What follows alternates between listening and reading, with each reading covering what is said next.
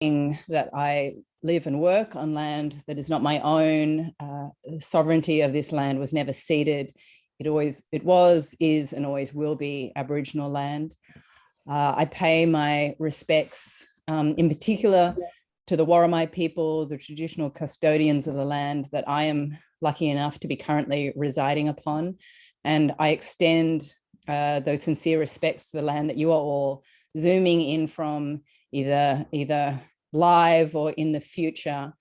In particular, the Gadigal people of the Eora Nation, on whose land Matthew is currently on. And I pay my respects to their elders, past, present, and emerging.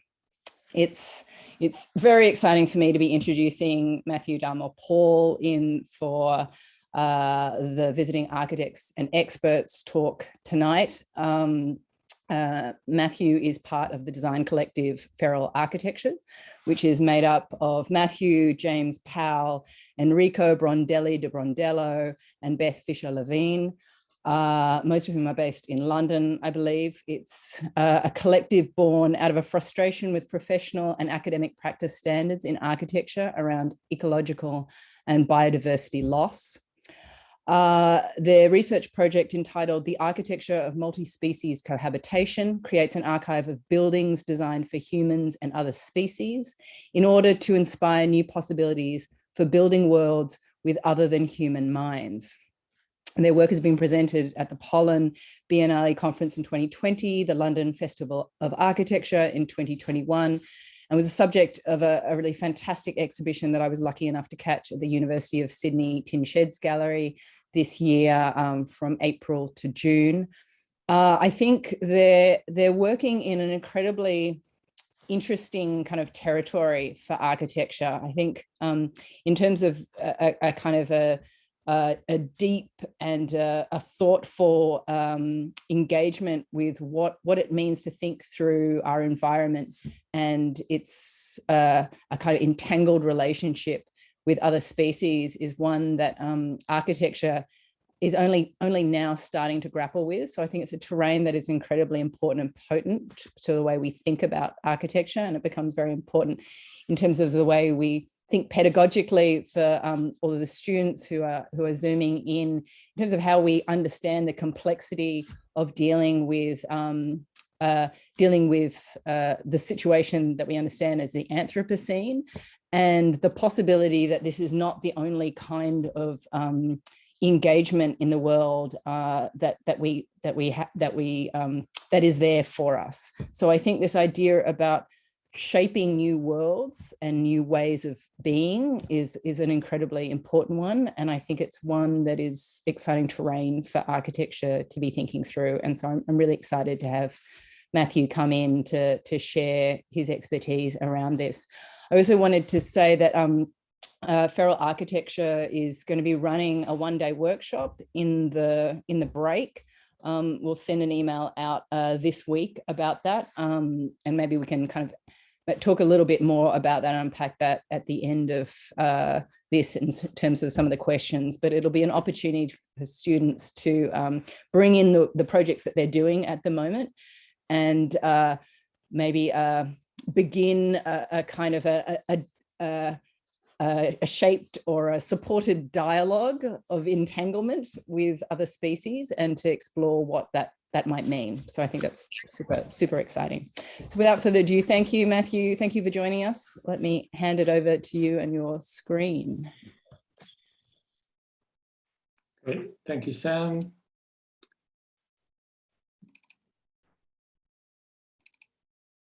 Can I just get a thumbs up that you can hear me okay and see my presentation screen? Super, okay. Great, well, thanks, Sam. Thanks, Darcy. Thanks all of you for showing up. And also thanks to the students who came to my talk last week.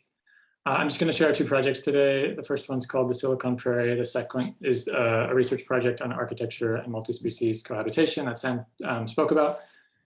Briefly, though, I did want to provide just some context where I'm coming from. I've been a part of 3 kind of collaborations that have provided a lot of inspiration for the work I'm going to share today, and I just wanted to acknowledge them. The first is called Feral Atlas. It's an incredible multimodal research achievement. I encourage you all to look it up online. It's an immersive digital humanities project that collects some 80 field reports from different scientists, humanists, and artists in order to help us recognize what they call feral ecologies, which are ecologies that have been encouraged by human-built infrastructures, but which have developed and spread beyond human control. It was curated and edited by Anna Singh, Jennifer Deeger, Alder Kellerman, and Fei Zhao, who I studied with. I studied with Fei at the Royal College of Art, and she was the one who kind of got me involved. And I was really only involved for a few weeks in 2018, but they were extremely influential in my thinking around the way non-human creatures are kind of always already protagonists in the way the world is made. Anna Singh, the anthropologist, wrote this really impactful book called The Mushroom at the End of the World, which I really consider essential reading for practices of what she calls noticing as a legitimate form of knowledge. And I think that'll come through in some of the projects that I'll show and the research. So for those of you who don't know, I mean, check out the book, but there's this mushroom called the matsutake mushroom that thrives in disturbed forests. It can't really be farmed, but there's an entire precarious economy around mushroom picking. It's a delicacy in Japan, and it's part of this intense international 48-hour logistics cycle from people finding an organ, taking it to a trading route, shipping it across the world to Japan, where it's served and eaten. And Anna Singh follows this cycle and charts all these moments of friction and exchange along the way to show how humans kind of alter themselves to the needs of the mushroom. This is me, Anna, and Fei. We found out she was in Santa Cruz when we were doing a field trip in San Francisco, and we all got mushroom pizza outside of her campus. And it was really, and I feel really bad I was wearing such an ugly jacket at that meeting, but it was a very good, like, that was when Fei got the opportunity to work with them. And then I tagged along later. I just wanted to acknowledge them because they're really influential in the work. The second collaborative I've been a part of is Cooking Sections. It's Alan Schwabe and Daniel Fernandez Pascual. They're an incredibly dynamic duo, artists, extremely intellectually generous with their energy and their knowledge. And their practice focuses on food and geopolitics, but they use techniques in research architecture as an essential component of their practice. Daniel was trained as an architect, Alan was trained in performance art. And they teach architecture in London, but their practice by now is like really planetary, but it's active in Europe especially. And I worked with them for 3 years, first as a student and later afterwards. This is an exhibition in New York City, which was about the financialization of trees. And it was an excuse really to document some 40-ish tree fragments that held stories about finance and value in New York City. A project they have on, it's a bit delayed, that just finished up at the Tate Britain is called Salmon, a Red Herring. And it's looking at how different bodies are made to metabolize color. And it was kind of a protest work against fish farming, significant and leading to their recent nomination for the Turner Prize. And yeah, they were interviewed recently on ABC's Art Show, the Australian broadcasting company, a few weeks ago, which you can listen to. But I was involved in documenting all of these non-human agents and creatures. And the final project was the Sharjah Architecture Triennial, which was one I worked on really from beginning to end in 2019. It was a large experimental drought garden that used some 40 drought-tolerant species to try to think about a new kind of typology, a new garden that wouldn't require watering. But of course, it relied on a lot of references of humidity traps around the world, different landscapes that have been shaped by the needs of low rain. And we worked with AKT2, an engineering firm, to devise a scheme that would collect data on humidity, leaf temperature, wind speed, and direction. And yeah, I kind of learned through this process how to research with different disciplines. We worked with a botanist from Egypt, production manager in Sharjah. There was a couple of people at Kew Gardens who were interested in what we were doing, but also this focus on multiple scales and looking at architecture as a way to care for other creatures, I think was really important. And also to think about architecture just as one kind of spatial production alongside agriculture, food production, and other ways. It's been really influential in that way. This was a photo I took at their studio. We were trying to figure out how to get this giant mussel churrasco that they made up the stairs to their first floor. Yeah, it didn't involve us in the end. We had to pay a bunch of people to lift it up. But this was a new type of material made out of mussel shells for an exhibition they did in Los Angeles. And finally, feral partnerships. So having seen the other two practices, you can kind of see maybe where we get the name from. It was always sort of pending a better, more appropriate name, but it does kind of describe what we're on about. So this is, yes, myself, James, Enrico, and Beth, some of whom I think have joined the Zoom, which is nice. We started together at the Royal College of Art in a professional practice course, trying to understand like what kind of spatial practices could allow for non-human agency, and at the very least articulate some of the ambiguity that architecture has when it comes to biodiversity gains and losses. And we started collaborating in earnest after the RCA and continued to do so into various lockdowns and our main jobs. And I recently moved to Sydney.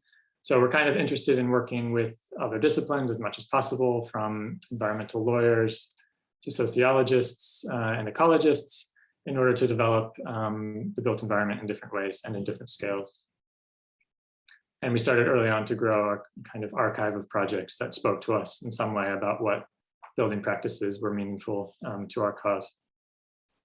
And that some of that research then became the exhibition that I'll share later today. So I've learned a lot from our Zoom sessions as Feral Partnerships over the past year, and it's been really nourishing in lockdown. I highly encourage you all to send each other animal stories during lockdown. It's a good form of therapy that's we've been able to sustain for a while. And yeah, we've been looking closely at stories of entangled environments. And I wanted to emphasize with this just how important it is to think collaboratively about these issues and creatively, because often it's just too depressing to be consuming the knowledge about climate breakdown, for example. But when you're really able to draw and model and create and shape the material beyond just absorbing it, that's one meaningful way to deal with its reality without kind of looking away from the difficult bits. Okay, so that's just a bit of context where I'm coming from. The heart of this presentation will be the Silicon Prairie, which is a project I've been developing over the past few years. And it's part of an investigation into architecture and the post-humanities. Here addressing both IT infrastructure, the infrastructure of data centers, as well as non-human creatures and their environments, and suggesting that they're both kind of legitimate stakeholders in the production of space. Has there been a bit of lag with the slides, or is it kind of okay? Looks good, okay, thanks. All right, so this is the first slide of Silicon Prairie. In 2014, a company called Light Edge Solutions opened a data center in an abandoned limestone quarry outside of Kansas City. According to the CFO, it was a no-brainer to put server racks inside of an old mine, contiguous spaces which offer high security and savings in cost due to energy efficiency, particularly with cooling. Chillers and generators replaced mineral extractors, while a small workforce of data miners uncover valuable nuggets of information buried within massive amounts of circulating data. In 2015, the web services provider Yahoo created what they call the Compute Coop, a server hall that takes the logic of battery cages for hens to farm a resource of a different kind. Because of the pitched roof, the warmer the coop gets, the more draft is created. Technologists worked with farmers to perfect the profile, finding parallels between the heat of server racks and the racks of productive hens. And when agricultural land becomes degraded as it has in Council Bluffs, Iowa, some entrepreneurs are turning to harvesting data as a more viable enterprise.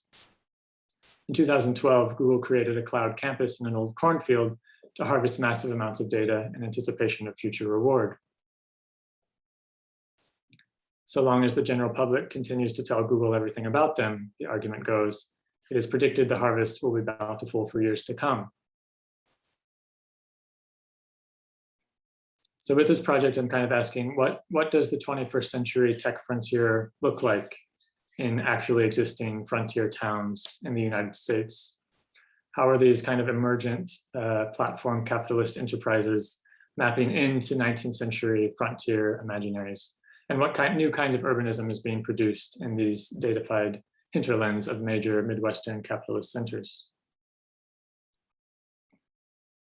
And you find out quickly linguistically that these types of infrastructures are populated by all sorts of archaic agricultural terms that seemingly betray the history they're a part of. So data technology, like other forms of technology, continually engage in the renewal of these motifs, hiding certain transformations of capital in what are traditionally considered pre-capitalist structures of power. So even though the resources have changed from minerals, grains, and livestock to human experience and behavior, the goal remains the same, largely to automate and preserve a large catchment of future capital. And just to cite this all a bit, in the 19th century, the Great American Desert was conceived as a planar surface through which points or settlements were connected by lines via railroads. And at the time of its European colonization, the majority of this surface was of a productive tallgrass prairie ecology managed by Native Americans and their bison. The name of this land grab was the Louisiana Purchase, a way for the Americas to repay a Revolutionary War debt to France. And this remains one of the largest land grabs in the history of the Western world, with millions of immigrant farmers occupying the Western frontier. By the end of the 20th century, the Midwest was rendered as a complete landscape, a reality seen in the dizzying Jeffersonian grid that covers nearly 99% of the state's surface area. And the grid came to signify President Jefferson's ideas of the United States as an agrarian republic, owned by farmers who, by virtue of their making their lands productive and profitable, had a stake in the future of the country and therefore the right to participate politically. And while becoming the most productive agricultural land in the world for growing corn, soy, and livestock, less than 0.1% of the tallgrass prairie remains, and the bison's population went from 60 million 200 years ago to near extinction, thanks to the controlled circulation and closures by new private landowners. And there are a number of industrial typologies, like the feedlot, the grain elevator, and the greenhouse, that have helped to stabilize this land grab over time. And I've been doing these kind of multi-scalar analytical drawings of these typologies, trying to tease out the kind of spatial conditions or qualities that make them function. So the feedlot, I've been loosely looking around enclosures and circulation. I've been really interested in the history of barbed wire as it was developed in Western Illinois and came to basically cover the earth after livestock was industrialized. New developments in commodity corns that worked with the bovine metabolism, the invention of the manure lagoon as like a fertilizer source for many farmers, and the significance of oil in the manufacture of beef. The grain elevator is an interesting architecture of like pure management and surplus. You have abundance basically transformed directly into structure. And you can see how it works as a hinge between the sun and the soil, which is kind of turning the soil into cereals. And there are a lot of conditions of motion, like the endless belt that keeps this functioning, that is kind of unique to its presence on the plains. And the greenhouse, well, it's kind of a new addition to the Midwest. There's been a lot of understanding of the greenhouse as a kind of garden inside of a machine, where the territory, the logic of the territory, that Jeffersonian grid, once it completed the landscape, had to come inside to extend another kind of frontier. And there are also elements of like UV light dosing and different types of chromatic regimes that keep these plants sort of through in summer all year round. And you can also start to understand how pneumatics and like an architecture of breathing and the lungs comes to be embodied in this typology. So these large anonymous metabolic operations that unite very vast geographies of production and consumption, I'm kind of arguing are not so different from the data centers that are emerging in real time in the Midwest. And you can see in the last 2 years alone, there are companies like Amazon, Yahoo, Facebook, and Microsoft that have invested around $3 billion in infrastructure projects that tend toward this kind of centralized farming paradigm. And also they're kind of owned by industrialists in this new Gilded Age we're living in of inequality by means of logistics, digital subscription services, knowledge production, and cheap nature. And you have at the PR end of these developments, the Silicon Prairie is an already existing campaign to reimagine 4 Midwestern states and 3 metropolitan cities as a mecca for big tech companies, one which takes advantage of an inexpensive network of workers, land, power, and tax exemptions. And so my project is kind of trying to hijack that PR campaign that already exists, working within and against the existing framework, but this time as a site-specific strategy of what I'm calling data permaculture that begins to visualize the post-agricultural Midwest. And through the transformation of key typologies from landscapes of farming food to farming data, newly freed land is restored to an otherwise decimated prairie ecology. So this is just some mapping at a federal level. There are a number of networks of exchange, energy, and extraction that have resulted in the kind of optimal conditions of the Silicon Prairie today. The purple zones of this map show the former extent of the tall, short, and mixed grass prairie. The orange gold shows the remnant prairie that's left, largely in Kansas,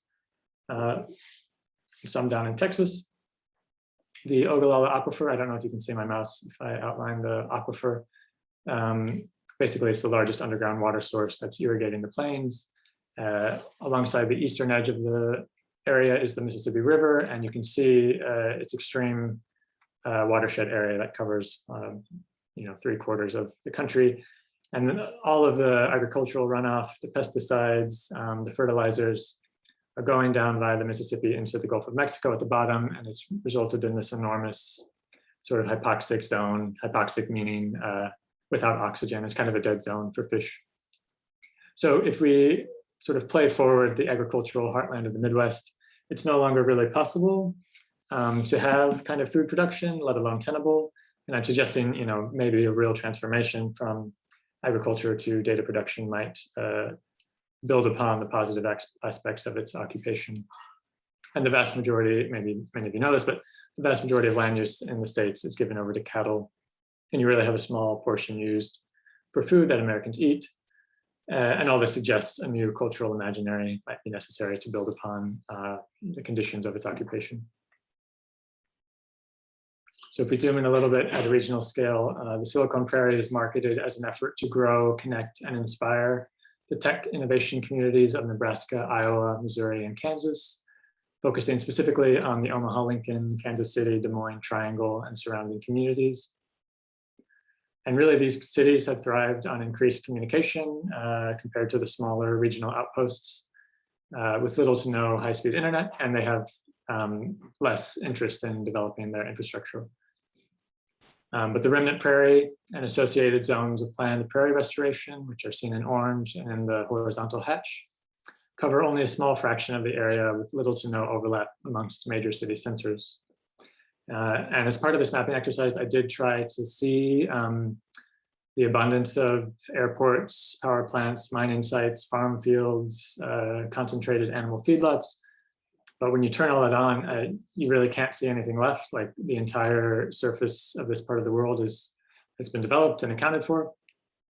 The exception of which is what's called the public right-of-way, which is a linear space offset from major regional railroads that the federal government owns for future network growth. So curiously, these networks, together with the protected remnant prairie land, form possible zones of intervention for an ecological reparations project. And I don't know if this video is going to work, but this is an example of what I'm talking about of the public right-of-way. So this is a tallgrass prairie thriving along the BNSF railway in Kansas. I was really lucky to go to the Konza Prairie in Kansas, which was the largest gold area in part of the state called the Flint Hills, which is interesting for geological reasons, but basically the hills are too rocky there to grow row crops on, so it survived the expansion of farming in Kansas. And it's very flat and very windy, and most of these grasses spread by just growing taller than the others and releasing their seed pods, which travel on the wind and then germinate elsewhere. So it's a really dynamic beautiful landscape that until someone shows you how to read it and understand all the different, some 60 species of grasses, yeah, I totally took it for granted before. And here you can see the Kanza Prairie in the upper left-hand corner, the largest remnant prairie zone in Kansas, controlled burn in the upper right-hand corner at a restoration site. And again, below is an example of the public right-of-way along what used to be a regional railroad. So now's probably a good time to mention that prairie grasses are part of an integrated fire ecology that was and is productive thanks to the ingenious cultural strategies of Native Americans, for whom fire is important for cooking, light, heat, and communication. And any fire practice in this region, of course, must come into complex contact zones with the sovereign territories and people of the Kickapoo, Omaha, Santee, Iowa, and Potawatomi Nation. And I've outlined, I've mapped the reservation boundaries in red, even though that seems totally inappropriate, given that this space kind of was always already incredibly international. This is a form of basically enclosures that puts these boundaries around these types of people. But it goes without saying that like native land is best managed by native people and not settlers. And if we could, understand the space as very international and that no society can have an ethical relationship to a place that it effectively stole. So indigenous people conserve most of the world's biodiversity in this area, and these islands of native biodiversity areas really belong to them as well. So I try and work through the project with the help of these 3 idioms, and they're kind of mantras or refrains that work differently, I would argue, than rules or protocols or recipes. So the first one is, on Earth, something is always burning. A typical day on Earth is punctuated by 400 trillion tiny explosions used in the machines that propel humans between places. In the Silicon Prairie, the majority of these explosions take place in the gas-powered circular irrigation machines drawing water from the Ogallala Aquifer. And a future digital prairie economy would approach open burning practices and large wildfires not as externalities to be managed, but as integral components of a managed prairie ecology. And routine burnings coupled with grazing prevents the large buildup of flammable phytomass, growing an immense carbon sink in the form of healthy soils, becoming the focal point of a social economy of terrestrial energy.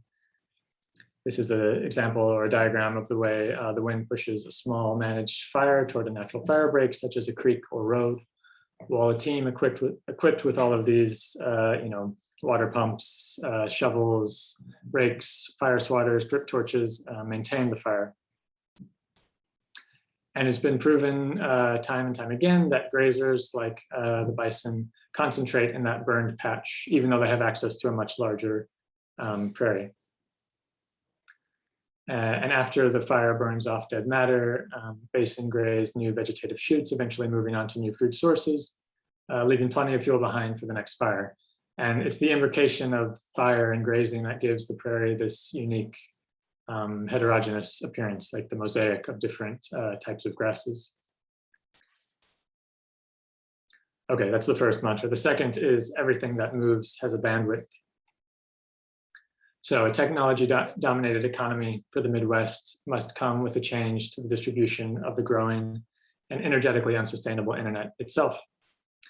Instead of an internet that is always on, which provides consumers with more energy efficient devices in exchange for increased energy use in data centers, this new data strategy will combine low-tech asynchronous communication to serve the Midwest.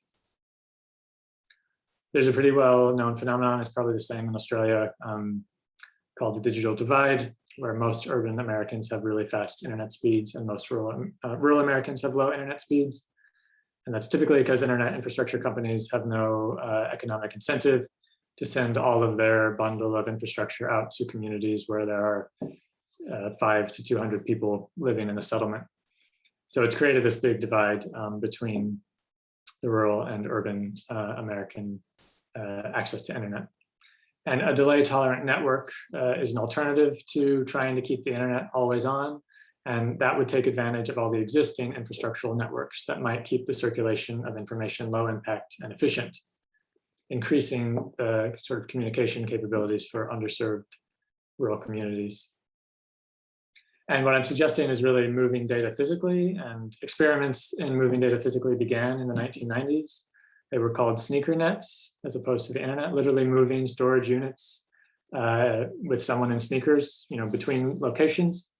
And you can imagine this because storage capacity evolves at a much faster rate than connectivity speeds.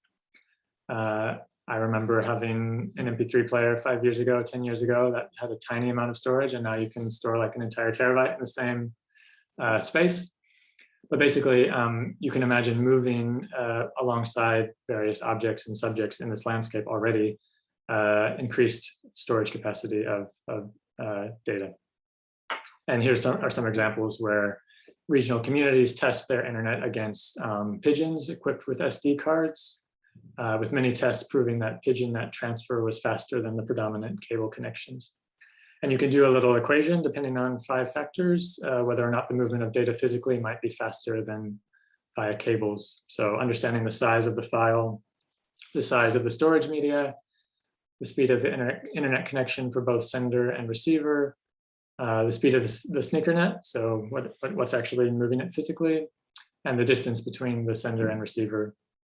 And if you kind of run this out, you can determine whether or not it may actually be faster to move it physically than via the internet.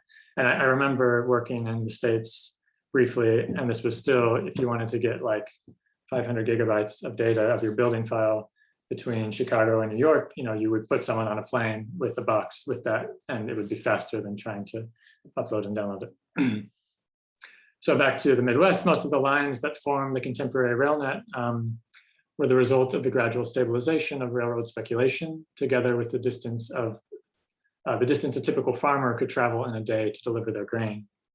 And these were called on-the-line settlements. And this is where we get the expression being online today from.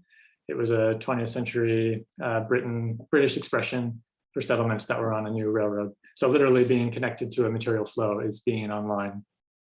And in this case, they were part of in the Midwest, they were part of a kind of a stamp, an urban structure that just got replicated every 10 miles. That was the distance the farmer would travel, or 5 miles there and back.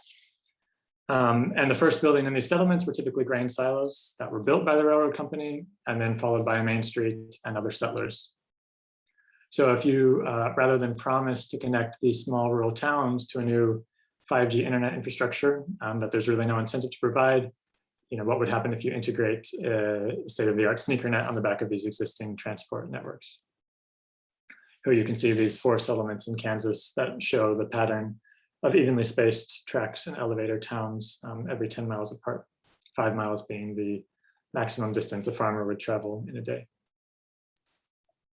And if the tracks and elevators town has survived post-industrialization, my family lives in one of them, so I know some of them have, but they have a pretty predictable sociality of farmers, metal workers, churches, schools, post offices, and other small business people. And you could argue that every town is as unique as its residents, but what is consistent across them are a number of architectural typologies that, that might be reimagined along the lines of greater digital equity. So here I'm considering repurposing a portion of a grain silo toward a new pigeon net that would give communities a faster network for data usage. So in this grain silo turned dovecote data hall, the top of the grain silo has been altered for increased ventilation, while the heat from server cabinets below keeps the dovecotes warm for the homing pigeons, which of course are moving small packages of data like tweets and text messages between towns, while trucks and trains carry larger packages of data at daily and weekly intervals. The final mantra is a Lakota term, which means water is life. And since extraction began following the 1930s Dust Bowl, the Ogallala Aquifer, or High Plains Aquifer, has been drawn from carelessly with these circular pivot irrigators. These were invented in the 1940s to increase the even distribution of water across field crops.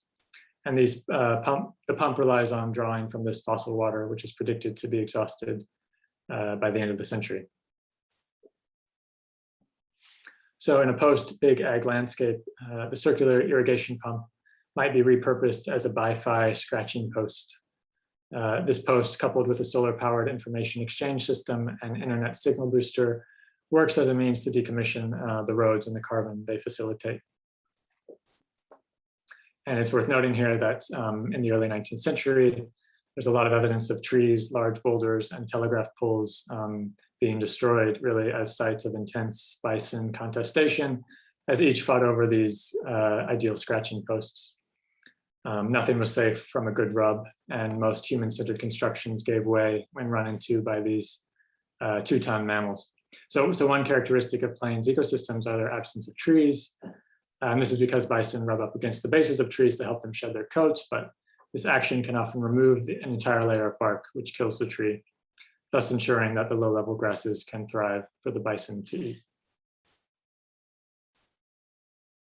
So combined with the proliferation of steel grain silo bins, an architecture might be formed around the mutual cohabitation of internet and bison needs.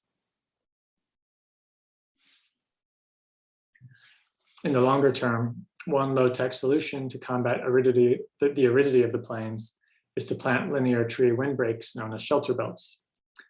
During Franklin D. Roosevelt's New Deal, shelter belts were rolled out across the Midwest to protect farmhouses and non-irrigated crops from high wind speeds, creating pockets of humidity.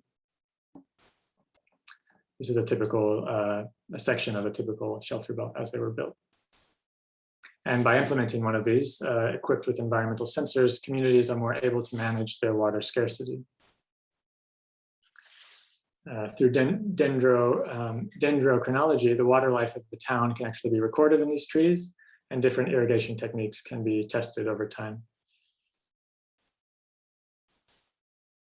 So just to conclude with a few images about this project, keeping with all of these digital archaisms of our age, the Silicon Prairie attempts to retool the ecological damaging technologies of farming in the Midwest toward a data economy, from agricultural infrastructure toward digital tallgrass prairie futures. And using the repetition of different farming typologies, the proposal manifests at a number of scales that can be repeated with the long view toward the Silicon Prairie, taking seriously the transition from an agricultural to a digital economy.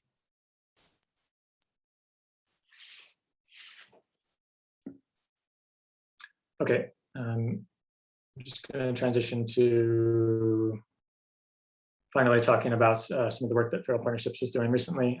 We participated in the most recent London Festival of Architecture, presenting research on architecture for more than human care. And that entire presentation for the LFA came out of an exhibition at the Tin Sheds Gallery at the University of Sydney on the same theme.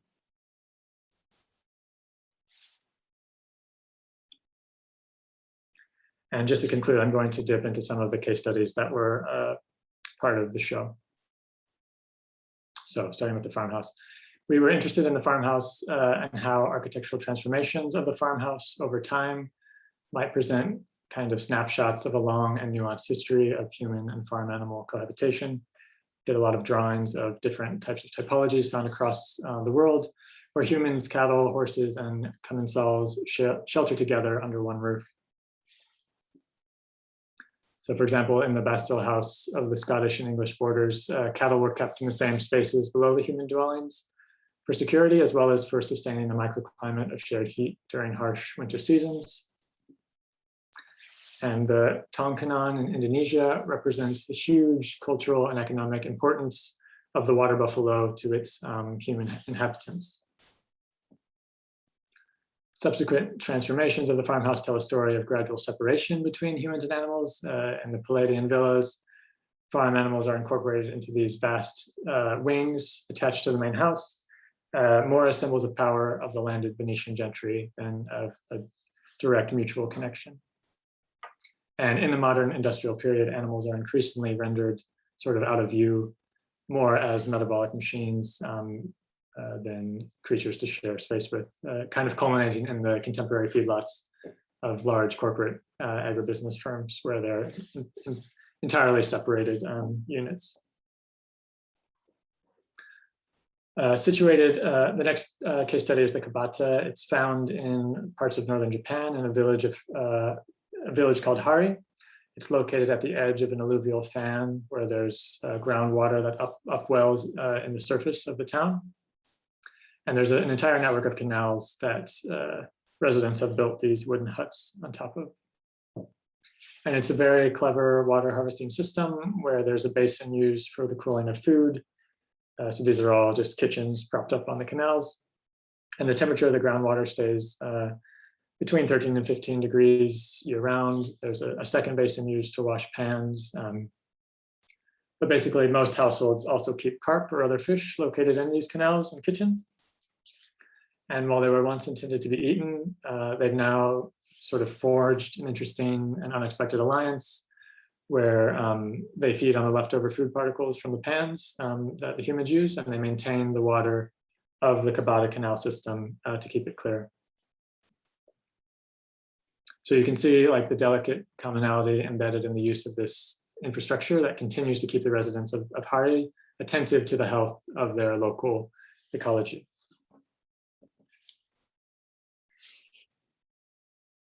And this was a section drawing analyzing that relationship between the canals, the kitchen, and the town. The next example is Grey Gardens, which is a 1975 documentary film, which was directed by David and Albert Maisels. It's a film about a house in which 2 women, 1 dozen cats, and an undetermined number of raccoons cohabitate with equal agency. The house is a typical of New England shingle-style summer houses built at the turn of the 19th century. Such homes were described in a 1903 issue of the Architectural Record as, quote, almost severe, softened to be sure by the rapid growth of rose vines, clematis, and honeysuckle, end quote. And it was this kind of soft quality of the building that allowed it to become a porous envelope for multi-species cohabitation, encouraged by its wildlife loving human residents. And Beth of Feral Partnerships has done a lot of research about this project. I believe it is like the origin of the cat lady subjectivity, this film. And it's a logic, the construction of this building that's really at odds with most modern architecture, which represents a kind of deliberate exclusion of wildlife in the interest of hygiene. And finally, the Dakma or Tower of Silence is a funerary structure found across Southern Asia. It's a raised circular plinth open to the sky where human corpses are placed for excarnation by avian scavengers. It's part of the Zoroastrian religion. This multi-species funerary practice accords the necessary reverence to the elements of earth and fire, which are not permitted to be contaminated by the dead. And in this example, bones and any other remaining matter pass into the central well and then into these 4 outer purification chambers before it goes into the soil. So we're interested in how the Tower of Silence challenges prevailing notions of human exceptionalism and what it means for humans to become food for others. And I thought that would be an apt dark note to end the presentation on. So thanks, thank you.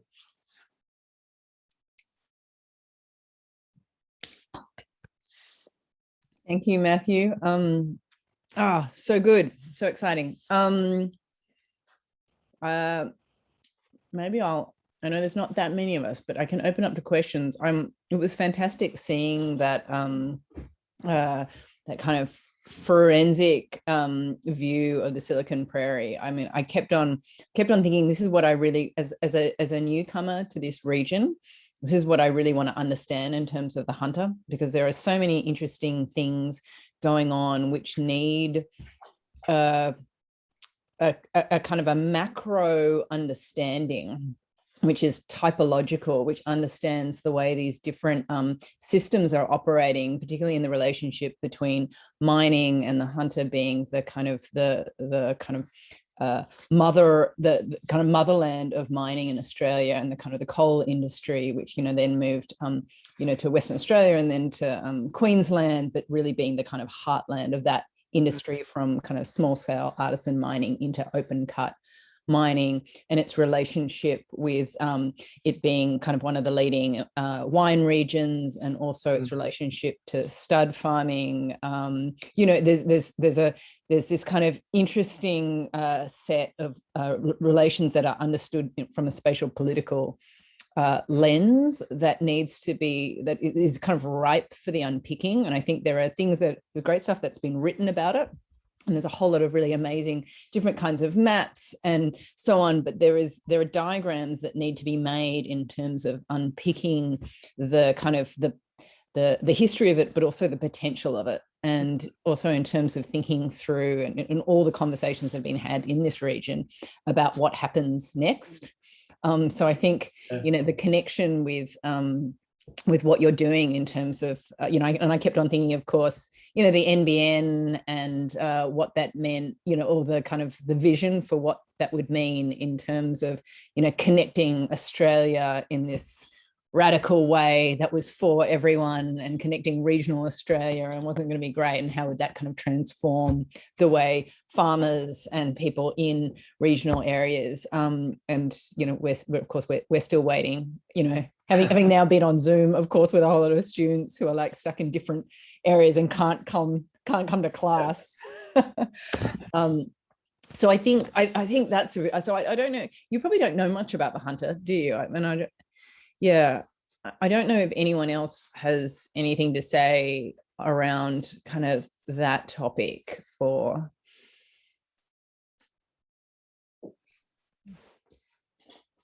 Yeah, I'm excited by the possibilities of exploring typologies that have been replicated endlessly, and how with subtle transformations you might have a meaningful impact, like at scale, so long as they. And I think the work of Anna Singh, like she has a chapter in the book on the mushroom at the end of the world about a concept that she calls scalability, which is sort of comes out of the plantation. Like you take one biological unit that can be fully understood, and you just increase its scale without changing how it works.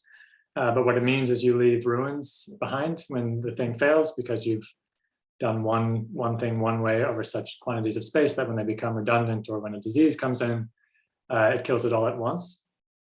So there are all these ruins of a kind of scalable logic that exist in spaces of extraction, like the Midwest, or like I imagine the hunter, that have that advantage of scale and could be repurposed, but in a way that doesn't replicate scalability, right? Like it's a non-scalable strategy to a scalable ruin left over. And yeah, I think that's exciting as the origin of mining, like what kind of settlement patterns came with it, what kind of buildings came with it, and then where can you intervene in those types of like patent thinking.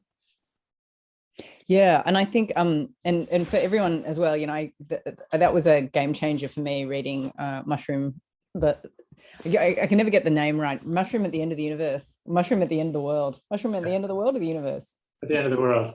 End of the world. And I think that idea of the Matsutake as flourishing in sites, only in sites of ruin. And I think that's a really important thing for us to be kind of tackling, and to me has really come to the fore working in this region. You know, we can't go back, and we also can't you know, kind of assume or believe that it's possible to just rehabilitate in some kind of magical utopian way and all will be good, but to also understand that there are opportunities there in the ruin, and there are new kind of life forms, and there are new encounters that can emerge in that, which is not to sort of give in to the situation, but to understand what is current, what is present now, which I think is important. Any questions? I don't know if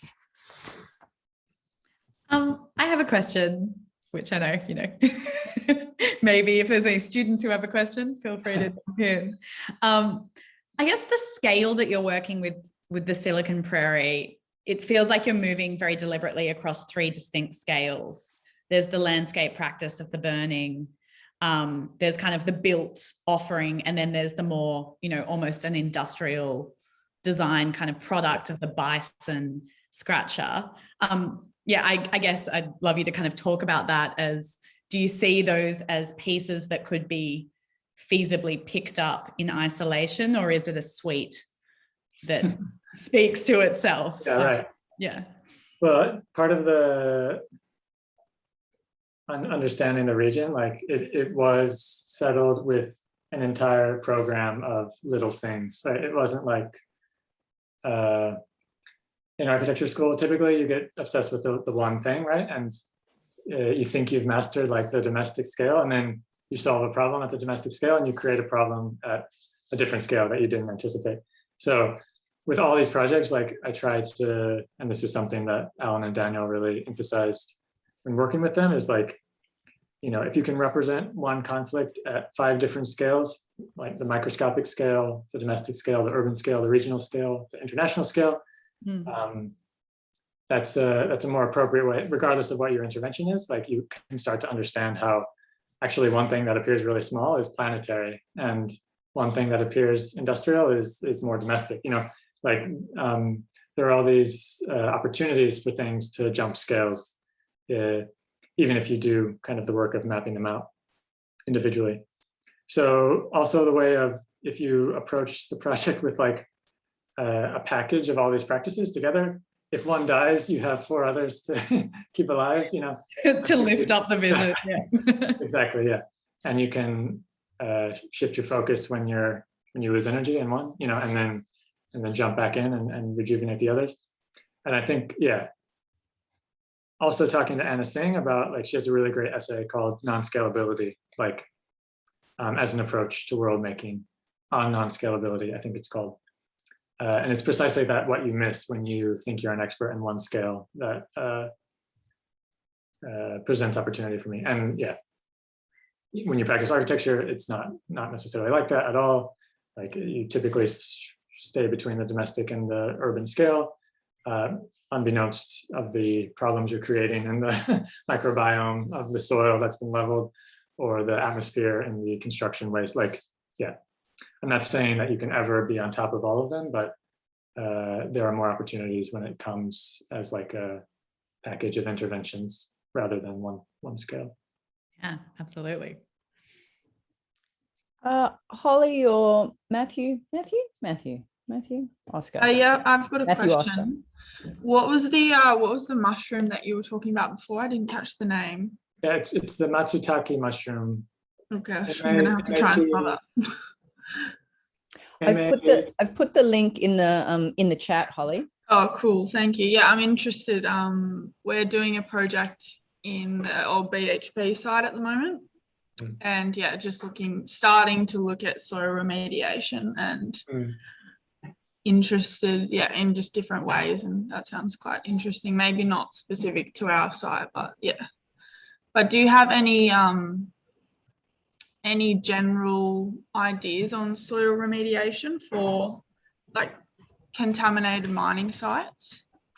Yeah, I did some, well, I mean, not really, like not extensively. I haven't looked at it too much. I did some research on post-industrial mining sites in Turkey, which were becoming, curiously enough, loved by water buffalo. Once they were abandoned, they created natural wetlands, and the water buffalo industry like kind of went off because they had all these sites that they could now inhabit once the mining had moved on. So I think thinking about like vernal pools and like temporary water collection, you don't want, you never want, like for biodiversity, you never want permanent water. You always want things that dry up and fill up. And I guess I'm imagining how like open pit mines might provide opportunities for temporal pools, and what kind of animals might need that for heat. I'm skeptical of like sustainable ag generally and soil remediation. There's so much emphasis on cleanup, like technologies like patenting bioremediation, but that just becomes another form of offsetting the problem. Like companies will invest billions into these patents that somehow makes it okay. Like they don't even have to do the cleaning up, but they have the knowledge to clean up. So if you have the knowledge, it's as good as cleaning it up. So they say. So I think about other ways, beyond just remediation, like how is it a social practice rather than like a technical one? So could you remediate things by stealth, by connecting it to another type of practice, or just, not focus too much on, like, as Sam said, like making good the lost ecology, but making something new, knowing what you might know about that biology or that environment. Cool, thank you. Thanks, Holly. Matthew, any questions or Not really. tips for your project? Really think of yeah, I should have thought more about how I could use the knowledge to advance my projects, but I couldn't really word or think what I was trying to say. But just the idea of moving data in a physical manner, just I don't know if I fully understood what like that project entailed really, and just the practicality of that. And I saw that you use the pigeons and stuff, because I was thinking about the energy use of moving data, even if it is small amounts. In the future, it will become larger amounts and stuff. And just the impact that has on the environment and the unknowns of like that moving something physically. But then I just went through the thoughts in my head, as well as like putting in new infrastructure would also use a lot of energy rather than using the infrastructure that's already there, with what you're saying with the trains that are already built around the city and stuff. But yeah, I couldn't really understand what I was asking, to be honest. But yeah. It was confusing for me to learn about. I mean, basically, yeah, all networks of infrastructure pretty cleanly map onto the network that came before. And instead of going that extra step to giving internet to these communities that have train and car and grain infrastructures, it was just suggesting doing a low-tech version of data transfer on those existing networks rather than building the new one on top. So right now we all live with an internet that like you can access at any time, and that relies on these giant machines in deserts, basically pumping hot air into the atmosphere. I mean, it's quite dystopian when you think of it with climate change. Like I read that sending one email is the equivalent of driving a coal-powered car 50 feet. So if you figure out your carbon footprint of emails, my job is basically emails. So I don't even want to think about it. So if we could accept that our internet wouldn't be instantaneous, then we can do these delay-tolerant networks where you have to wait for things, the energy that humans, pigeons, trains, bison are already using when they move. As you say, like basically they convert their food into energy. Like we would be using that energy rather than new coal-powered energy in data centers that, which are great on the one hand. Like it means our devices can be like really small because we don't have that back of house. It's like somewhere else. But on the other hand, it's like really misleading because we have giant machines in the countryside that make it easy on us in the city. Yeah, does that make sense? Tanya, you've got a question? Can you hear me? Because Yeah. I'm speaking from my phone. Hi, thank you for the presentation. That was very, very interesting one. I have a question regarding the nature of, I guess, the mining operations that you mentioned, because you mentioned operations that they work in a very centralized way. So usually we have exclusion zones that refer to big companies like Amazon or some kind of mining companies that extract coal or etc. So what I would like to hear your opinion in decentralized mining, when blockchain probably will be distributed through networks, how this will affect politically the society in sense of rural areas that do not have access to internet, and what would be, according to your beliefs, the environmental, I guess, degradation that will follow this kind of distribution of energy that is required for mining of Bitcoins or Ethereum or whatever currency is there. So this decentralized way is expected to affect more urban areas, but as the grid expands, it will reach, I guess, all the area of the world. maybe less in rural areas, and the effect will be bigger according to what's currently happening with connection and internet. But probably in the near future, if we manage to find a way and solve connectivity, the grid will expand everywhere. And I guess the energy need that we have in that particular moment will be tremendous. Yeah, I haven't played out the scenarios very well. I haven't done much research about what the future of all that means, especially for the countryside. My intuition would be that it just exacerbates certain kinds of discrepancies between service and inequality. I'm not super optimistic about things like Bitcoin and other currencies that do rely on basically huge amounts of non-renewable energy to do their processing. Yeah, I guess what I'm suggesting, in a tongue-in-cheek kind of way, it is a decentralized form of mining, but it's not mining minerals or, it is mining human behavior on the web, but it's moving data in non-centralized ways. So it is a just decentralized network. But it relies on not innovating the energy consumption, as I see it. I'm not sure I know the best way to approach your question, though. Yeah, I think it's a new field, and probably we try to get our hands around it. But I think that all this decentralized economy will probably enlarge the problem of poor communities versus rich communities. I mean, a way to measure if a community is poor or rich, as I read recently, was the nightlight. So if you have dark areas around the map, that means that the people that live there are not in a very kind of organized society. So in this sense, probably the grid and internet connection could be a method to measure financial status of people. And then when decentralized economy will be introduced, I guess this distinction will be more visible.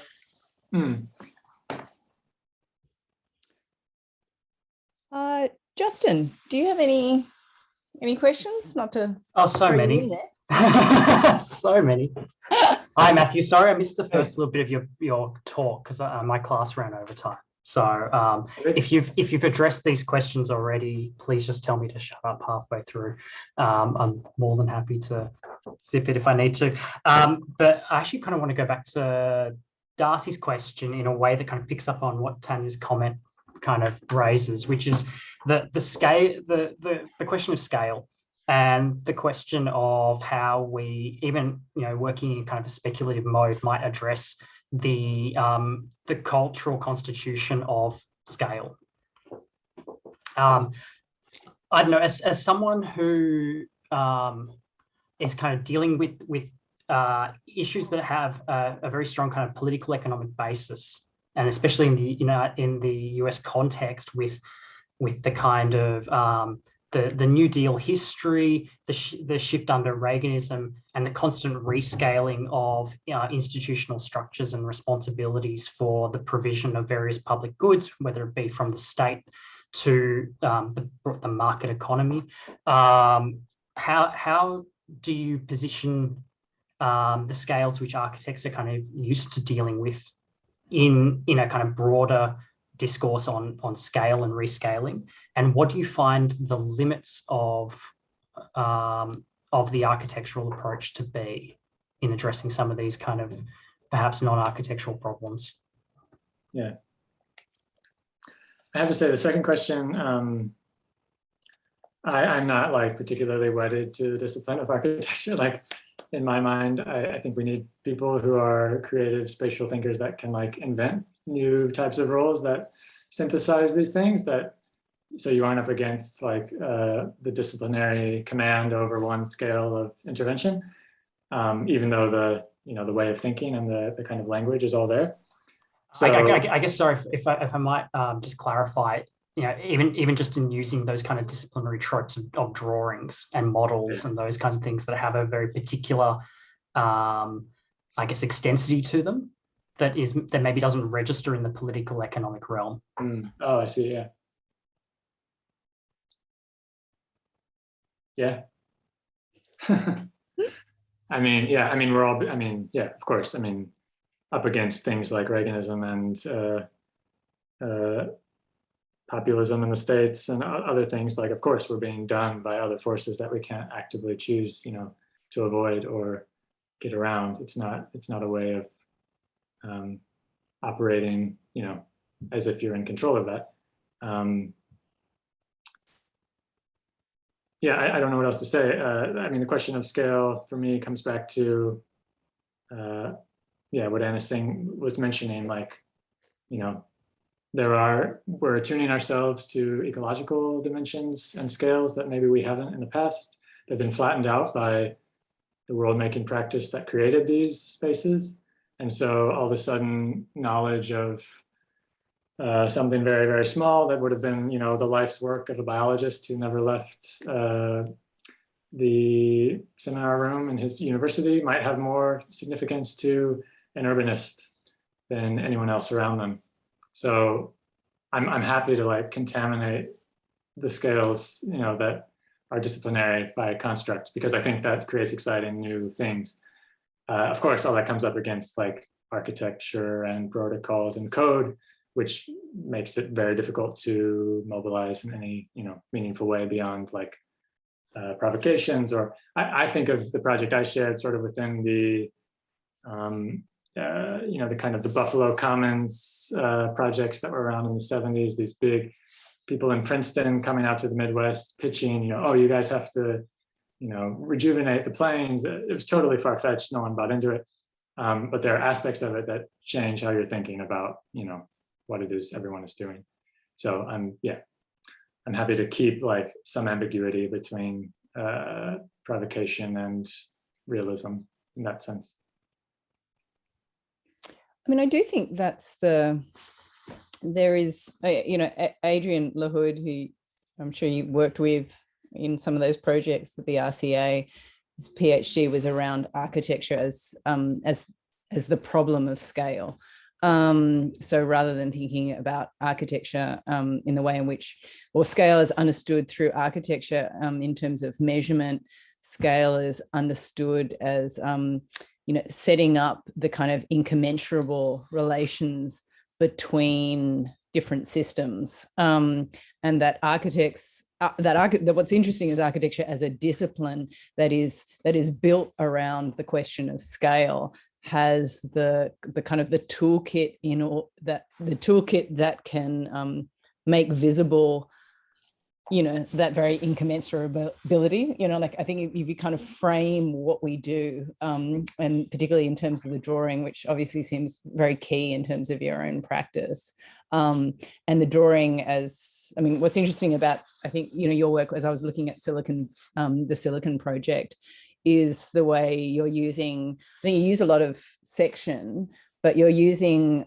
these kind of panorama kind of, you know, drawings, these kind of, you know, expansive panoramic drawings to, and I think you had a phrase and I should have written it down, but it was something about using the drawing to, it wasn't expose. You had a really great line that I can't remember now, but it was kind of maybe it connects in terms of the way you were talking about attention and being attentive and being able to kind of unpick what is happening, I think, across different scales through that kind of panoramic drawing lens, which is not held to the kind of the idea of scale as measurement in the way that the section or the plan has. So by kind of using these kind of panoramic drawings, it gives you a way into exposing or being attentive, you know, trying to reveal or unveil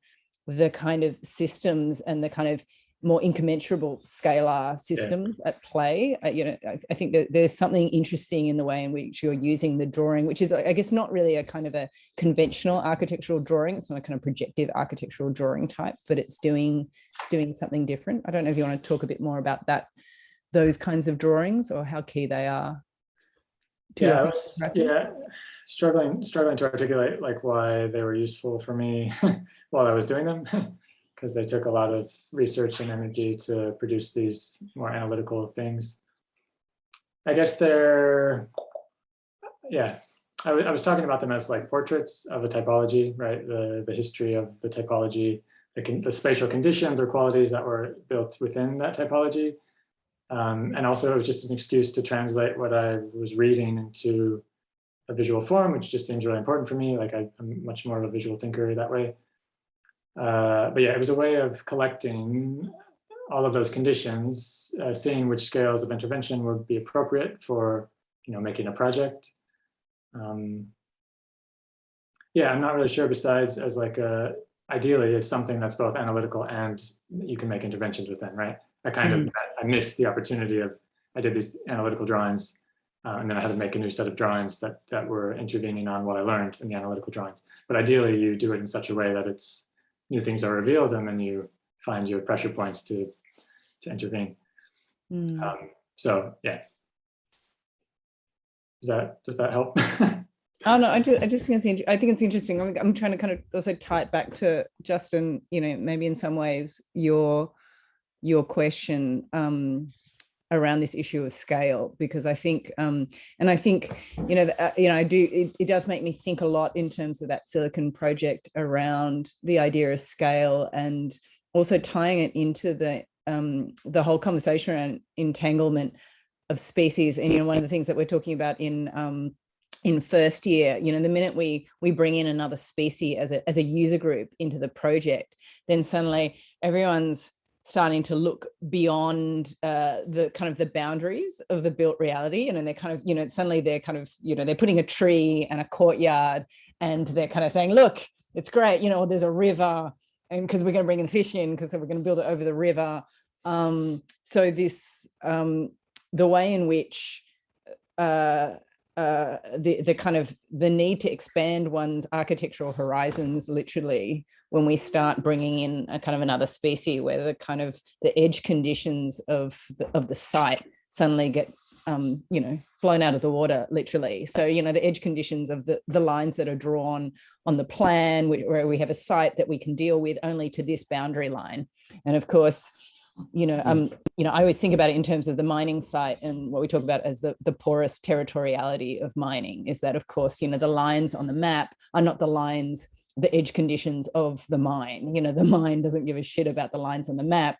It is moving into the particles in the air. It is being blown by the wind. It is kind of, it's crossing territories and boundaries, at a rate that is just interested in cartographic distinctions. And there's something that happens in the kind of engagement with other species, which has to do the same thing, where suddenly you've got birds that are swarming and migrating, and this kind of mobility and movement. And I think that to me is a more difficult issue for architecture, perhaps on a disciplinary level to deal with than scale, perhaps. I do think it's a connected one. Yeah, that book by Timothy Morton about hyperobjects. Yeah, like a useful. Only for that, I think, only useful for that. Like describing a few things it's useful you just said is like, what are these phenomena that like phase in and out of human perception? They're largely distributed. You can never see it in its totality, but at best you might create an opening or a whole like perspective to view it. And if you can start to, obviously the problems we face have no concern for disciplinary boundaries, like climate breakdown. Like if you can. Which sounds defeatist, like you would never understand this problem in its totality, which architects want to do because we're obsessed with control. We want to draw the whole thing from all perspectives. But being able to render those massively distributed things that phase in and out of our perception, like those provide I think, clues for like what to do. So yeah, breaking the boundary of the drawing, of the projection type of what you're mapping, or like learning to map new things, learning to see new types of patterns that give you different language. This is why I love reading like anthropology, because they're always developing new forms that come out of their ethnographic engagements. And like, you have these people who spend their entire lives trying to answer one or two questions, and they get so close to inventing these new types of patterns and forms. And yeah, that's what excites me. It's like, if we can take architecture and architects who are always like leaning forward and like drawing things and proposing things, and team them up with anthropologists and sociologists who are looking back and reflecting and trying to anticipate things. I think that's what's exciting. That's what, that's the thesis of feral partnerships, is like, yes, it's feral between species, but it's also feral between disciplines. And we want to create these temporary like networks of knowledge production that might produce new spatial practices, basically. That's it. I feel like that's a really good place to end, but I don't know. Are there any more questions, or, Justin, do you have more? No, the more questions would have to wait for a time at the pub, I think. Yeah, they're going to really get into the weeds. I'm hoping. I was going to say I'm hoping to get Matthew up next year, but I'm also hoping to see you live as well, Justin. So I mean, at some point, I think you guys are closer. So you're not within the 5K radius, but you're closer. You're closer than the rest of us. But I'd like to maybe think of it as the beginning of an ongoing conversation that we can be having on these topics. And I think I'm very interested in them, and I think there's a lot of there's a need, and I feel like there's a different conversation that can be had within the context of Newcastle University and a kind of and regional Australia, and the kind of engagement and interests that our students have here in terms of the kind of worlding that you are putting forward. So thank you so much, Matthew. Thank you for sharing your work. Thank you for sharing the work of Feral Architectures. I don't know, we haven't really kind of formalized this workshop. So I don't know if you want to say anything now, or we can send out an email to everybody probably on Friday. Yeah, that sounds good. I've been meeting with Enrico and James, and they're I think keen to do a kind of crit where students bring their work and we provide some context or some prompts for them to advance the multi-species component of what they're doing, or the additional stakeholder that they've been asked to include. But yeah, we can talk details. But I think it'd be good to get some work a little bit beforehand so we can kind of reflect on it, and then the day after, when people show up, we're a bit more prepared. But I think it'll be an exciting opportunity to develop the projects. Great. Thank you, Matthew. Thank you for everybody who joined us. Thank you for everyone who will come into this Zoom recording at another date. Stay well and healthy and happy, everybody. Take care. Have a good night. Thank you. Bye. Bye.